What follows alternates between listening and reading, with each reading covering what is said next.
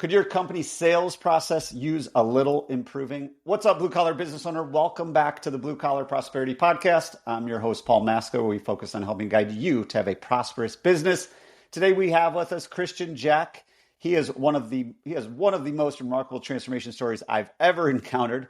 3 years ago, he was earning $1,200 a month as a teacher. Fast forward to today, and he's collected over $100 million in sales revenue and transformed the lives of thousands of sales professionals around the world. That's why Christian created the Sales Dojo, the only sales training program that combines human behavior, belief systems, and sales tactics through a martial arts inspired belt system. So that is Christian Jack. Welcome, Christian. Thank you so much for being here. What's going on in your world today? Thanks so much, Paul. I'm really excited. Man, what's going on in my world? Life is good. God is good. And just doing the thing, helping people get better at sales and make more money, have a better life. It's a fun time. Doing your thing. So let's get into what you were doing before Sales Dojo. Your journey started, you're a teacher. Give our listeners kind of the backstory of Christian and how you got to where you are today. Well, I was a teacher. I was working for somebody else. And like I'm sure a lot of people here will probably resonate, like I didn't really enjoy it that much. I just wanted to have more freedom. I wanted to make more money. I wanted to be able to, I was newly married at the time as well. And so this was actually just after COVID kind of happened. And being a music teacher, you can probably imagine, Paul, it's not the most necessary job in the world. It's not the most, what was the word that they used? Was it essential worker? You weren't an essential worker. Yeah. It's not like necessarily the most essential worker. And so me being a music teacher, and then also my wife was a music teacher as well, I was like, shit, I don't know if we're going to have a job if like this sort of thing happens or World War III or whatever. So I just started kind of planning for the future, and I was looking at, what is a skill that is always going to have a job, that will always have security, that people will always need. And I basically came across like marketing and sales, and pretty much every business owner that was successful that I ever talked to always said start with sales, like learn sales, get a sales job, over and over and over. Every podcast that I listened to, every video that I watched. And so that's how I came across sales. And so I basically just decided to get into sales. I got into remote sales specifically. And then along the way, I did a bunch of different types of sales and did really well at it. And then now I just help other people with it. Awesome. Well, let's jump into how you help them, because I could promise you pretty much everybody listening to this knows their organization could be a little bit better at sales. They have those technicians that could be a little bit better, or their training's not as dialed in, or their numbers aren't where they need to be. So what is the Sales Dojo, and how do you use martial arts to get these people doing what they need to do? Oh, man. Well, martial arts is, if you think about it, it's a system that's been built up for tiered levels of learning for the longest period of time in human history. So like martial arts has been something that's been around for thousands and thousands and thousands of years, right? More than the school systems, more than any other like method of structured learning. It's been around the longest. And so I think with that longevity comes a certain wisdom. So in martial arts, you start off as like a white belt, right? Do you have any sort of background in martial arts, Paul? Or do you know anybody both that's our been in daughters martial just started Taekwondo like 2 weeks ago. So they got a white belt. Perfect. So you come in as a white belt and you got to learn the basics, right? It's a lot of grinding. It's like learning the really simple stuff before you can go and learn the fancy stuff. And so then as, your son will learn better stuff, and as he passes his kata, like all his forms and all that sort of stuff, then he slowly gets to level up and learn more advanced things, more dangerous things, etc. And so it's just taking that learning pathway and that kind of system and applying it to sales, right? When you first have somebody join your team, as an example, and they're going and knocking on doors, you're probably not going to teach them the most complicated advanced stuff that that maybe is more influential, but because it's so complicated, people just won't get it. So you want to start off with the basic stuff, like how to like get somebody to just stay with you at the door for more than 3 seconds without slamming it on your face, right? Or how to get inside, and like once you are inside, how to handle objections if you get them. So that's really all that the Sales Dojo is it's a structured learning pathway. From now, I've coached thousands of sales reps at this point. So I've seen the trends on what should be taught first, what should be taught next, what should be taught next, and what you don't need to learn at first and what you don't need to learn next. That's really all that it is. Love it. And as you and I know, when you have any sort of belt system or color, it continues to motivate us too, right? Like we want to continue to improve, and we know what we need to do to get to the next level and the next level. So that's super insightful. So you use science a lot. So let's start getting into like mastering sales and like give our listeners some tactical stuff. So first thing you do is you use science a lot based on the research I've done. Yeah. What does that look like? Why do you do it? How does it help? Great question. Science is one of those things. I wasn't the best student in school, I'll be honest. And as I was going through school, I had a pretty big aversion to like learning all this stuff. But once I started getting into sales and like taking sales calls, I started to see the importance of it. And so I just want to preface this by saying, like, anybody who's listening, if you've got some sort of aversion to learning the science behind things, I get it. That was once me. And like, I feel you. I get it. But also, I will say I've made exponentially more money since I've learned it. So that being said, the science of sales and influence is really just the science of human behavior and psychology. If you can just like learn those two things, then you'll be super duper solid. So a great example of this is when you walk up to somebody's door, as an example, and you're talking to them about you're doing your opener and stuff. You want to leverage body language as much as you can. So this is one of the sciences of human behavior.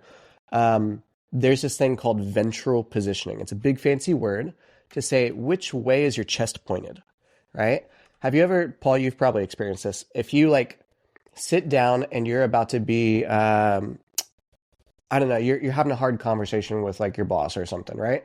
I don't know if you ever worked like 9 to 5 or corporate, but like when you sit down with them, it's usually me on this side of the table and you on that side of the table. And it's very much so this like chest against chest, shoulders squared up kind of thing.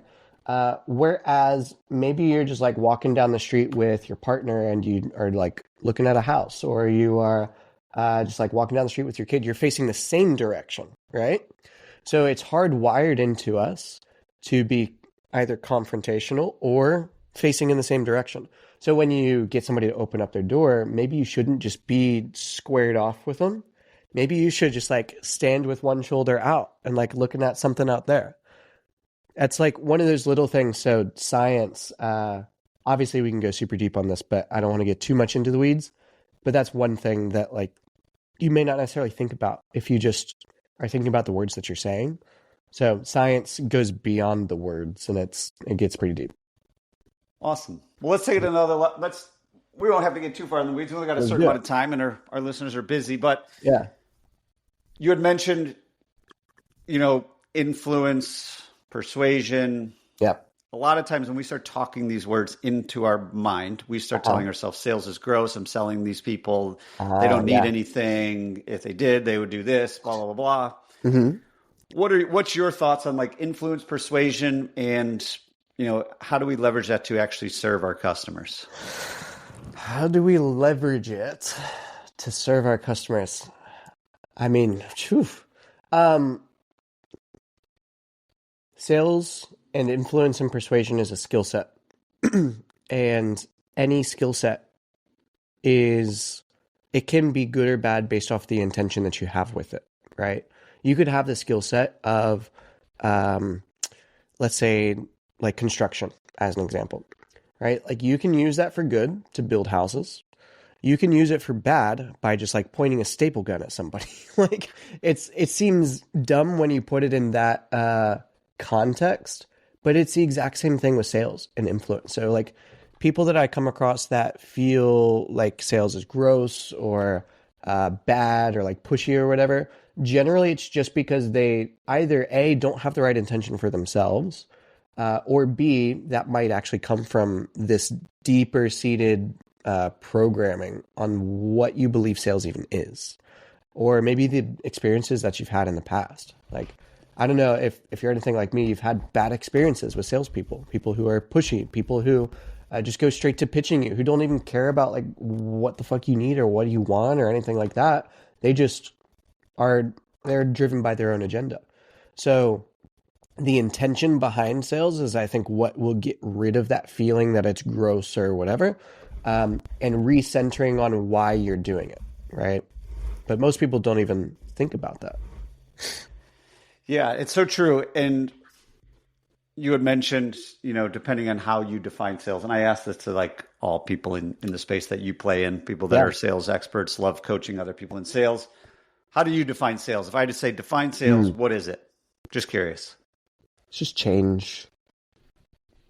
That's really all it is it's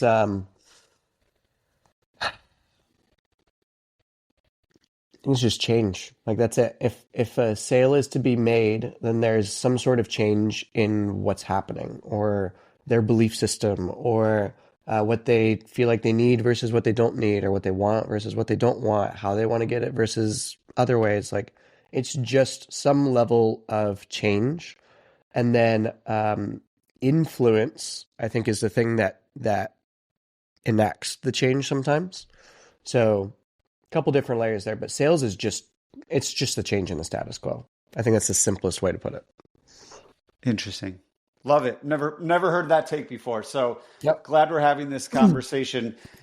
You had mentioned body language. You picked on one thing, right? If you're shoulder to shoulder, you're side to side. Obviously, another big part of that, call it sales process, is our tonality as well. So not only how we're carrying our body, but how are we talking? What is, what's your take on tonality? What works? What doesn't work? Let's go there for a little bit. Number one thing that I would say, if you are modifying anything about your communication style or skills, the biggest key to make sure that you do, because otherwise like you're just going to fall flat on your face and it's not going to work. The foundation of it all is authenticity. So if you are putting on a facade of changing your tonality, then the other person's going to pick up on it. So just want to add that as a caveat before I go into this. The mammalian brain is the part that like picks up on body language, and it's got code that's passed down from generation to generation. So really, you have hundreds, if not thousands of years of skills of reading body language built into you unconsciously. So it's the reason that we get gut feelings. We don't really know what the gut feeling is, but we just know that it's there. It's like, I got a bad gut feeling about this guy. So anyway, all that to say, tonality, I think it's super huge. I'd say really there's like 4 main types of tonality, and they're used for different things. They're just used to evoke or change feelings in the other person. So number 1 is the confident tonality. This is just being very straightforward, very direct. This is how it is. And you're instilling confidence in the other person in whatever it is that you're saying. Then you've got the curious tonality. This is like a little bit more disarming. It's not assumptive. It's a little bit softer, a little more back in the throat, a little bit less energy behind your voice. You've then got the like secret tonality. This is even less energy behind your voice. This is like, Paul, you wouldn't believe what I saw the other day. And it's like, it gets somebody to just immediately tune in. They're like, ooh, what's this thing? What's he about to share? And then the last one I would say is the negotiator tonality, or like the reasonable man, if you will. If you want to learn about these, I'll say like, fairly, this is not my idea. This is not new. This is Jordan Belfort, actually, straight line selling, talks about these 4 tonalities, and that's like his system that he came up with. So like a lot of the things that I teach, I haven't come up with. Like they're not new things. I've just put them all together in one place. So if you want to learn about that, I'd go study Straight Line Selling by Jordan Belfort. Sweet. We'll definitely mention that as well. Yeah. And for anybody out there listening, while you're doing whatever you're doing right now, check that out when you have time to. You had mentioned authenticity and not putting a facade, and I think this is so huge because a lot of times technicians are like, well, I'm not a sales guy. I'm not a salesperson. And it's like, well, how are you so good at sales? And, my belief is like, you just got to be you, right? Follow the process that we need to do, but have a conversation, ask questions, be curious, do all these things, but just be you. How do you help people get over the mindset of, well, I'm not a salesperson. I'm just a tech, no matter what field it is, whether it's home services or not. A lot of times people that are out there doing these things. They're like an expert in the thing, but they Sure. don't believe they're an expert at selling the thing. So how do you start getting people's mindset shifted of like, you can do this, you can sell if you do X, Y, and Z? There's a couple of layers to this, and it might get a little trippy, but I'm gonna try to keep it as simple as possible here. So I'll take you through the exercise, Paul. Number one, what is something that you have put a lot of work into in your life, whether it be like a skill or whatever it might be? I do fractional CFO work on a daily basis, so I've put a lot of time and effort into analyzing numbers, using numbers to help businesses be more successful. Perfect. So like super data driven, analyzing numbers, fantastic. Now, that's a skill set that you've gained through lots of hard work and experience and time, etc., right? Everybody has 1 or 5 or 10 of those things in their life that they have put a lot of time, effort, and energy into learning as a skill set, right? So now for you, open-ended question here, yes or no. Do you feel like that pervades other area of your life? The ability to analyze data. For sure. Okay. Would it be crazy to think that like that doesn't go into any of, like, for me, that sounds absolutely wild. Like there's no way that doesn't make its way into other areas of your life, because it's a big skill that you've learned, that you've gotten success with. And so then therefore your brain is wired that like, oh, this brings success. I should do this in other areas of my life to have more success. Yep. So it's the same thing here. Now, it's a skill set that has now become part of who you are, because it's every area of your life is impacted by it. It's the same thing with sales. Like all that it is it's a skill set that becomes part of who you are. And that usually just shifts everything for people that I talk to, because they're like, I'm not a salesperson, like sure, whatever, but it's a skill set that you're developing.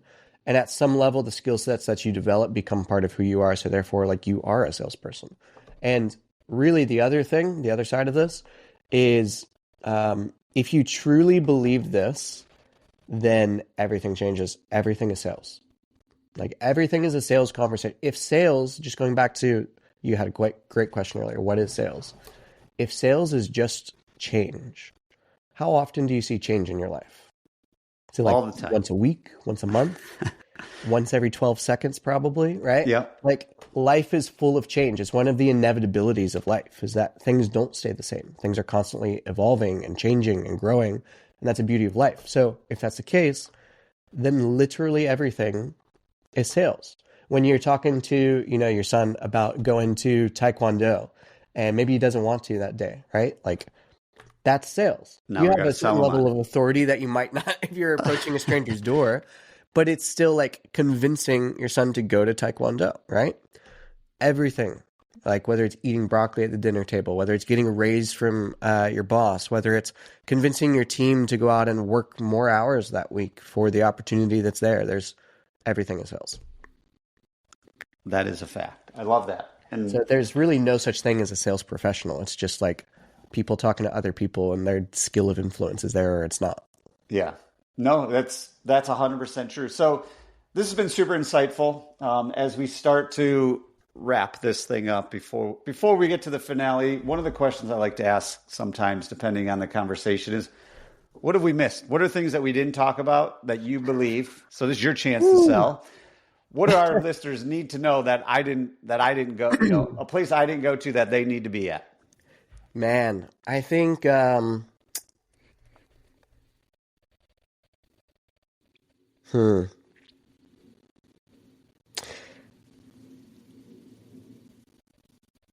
one of the most important things with sales, and I might even say, aside from your intention and like being an authentic person, just being a human, not being like some weird socially awkward sales robot, aside from that, the most important thing in sales, the most important skill that you can master is the skill of framing. Framing is being able to take a static topic and make it variable to whatever is needed in the conversation. So as an example, I'm going to take something just super outlandish here. Cryptocurrency is super, what's the word? Volatile, generally, right? Like it goes up, goes down. You never know when one's just going to like disappear off the face of the planet versus another one's going to go up like 40,000% in a day. Like it's ridiculous. You can frame it as volatile in that way, but you can also frame it as the most consistent thing in the history of the world because it's not dependent on one government's currency, right? It's completely separate. So even if, the US economy goes down, crypto is still there. So the art of framing is just taking like one viewpoint, if you will, and being able to shift it. I think that if you master that in sales, you can make a sale happen at any time because it doesn't matter. Like if the person says it's too expensive, you can shift that. If somebody says now is not the right time, you can shift that. If somebody says like this isn't for me, you can shift that. And it's all just that skill of framing and being able to look at it from a different viewpoint.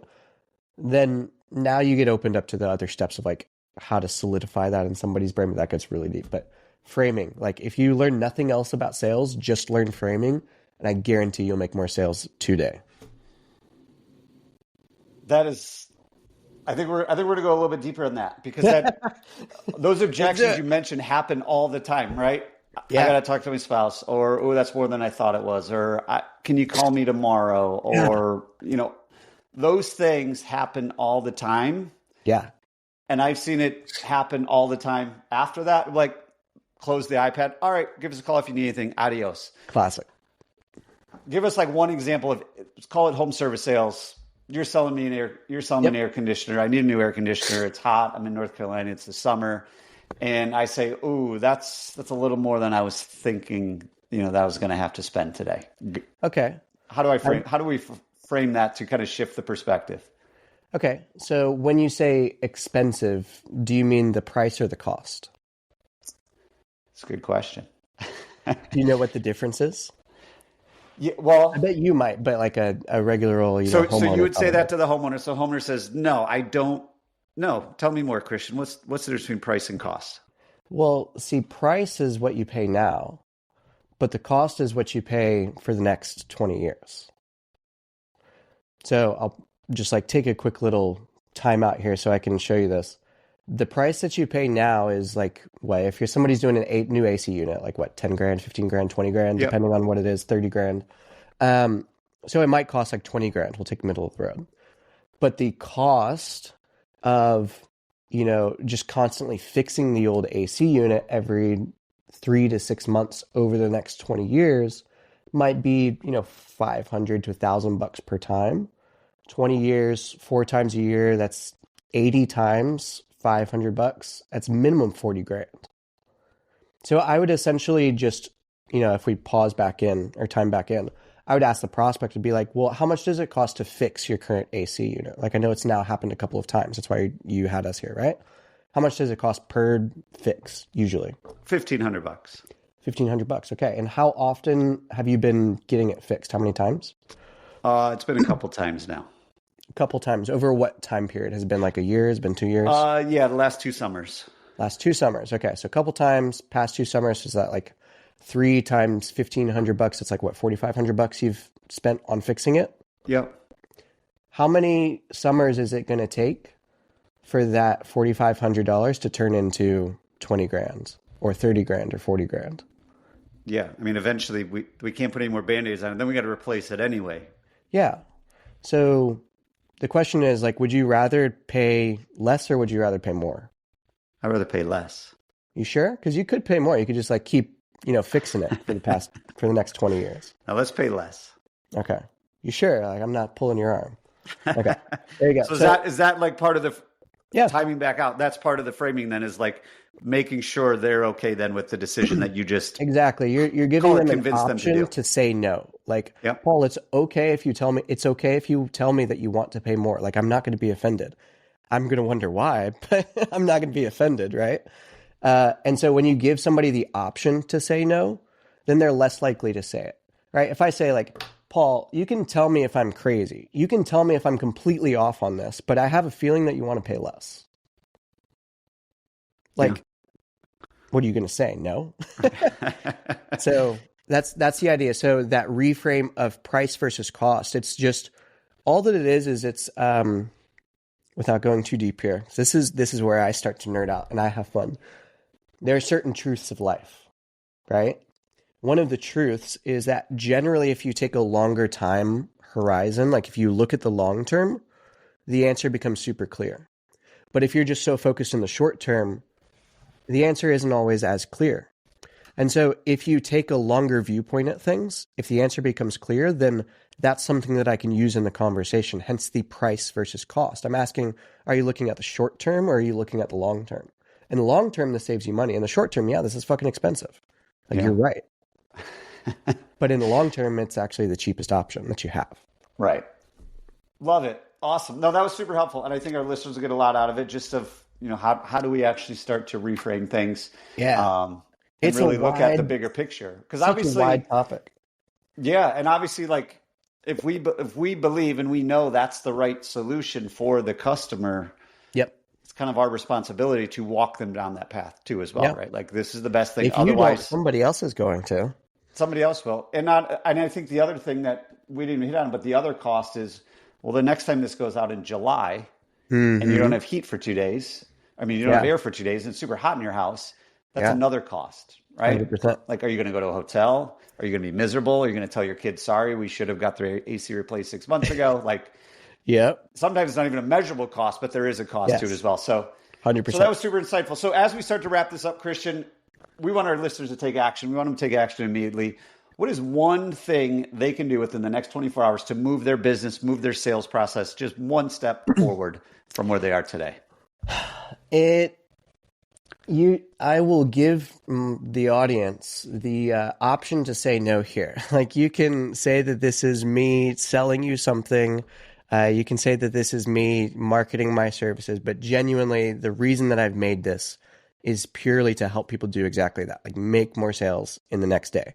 There is a link that I've made specifically for your people, Paul, because, I think that I have a special affinity for the people that are probably listening today. And I just want to give them something for free instead of even making them pay. Like, usually I'll say I'd make this not free, but I don't know. I just feel led to make it free today. So anyway, I would say just go to www.thesalesdojo.co/blue collar, like one word, blue collar.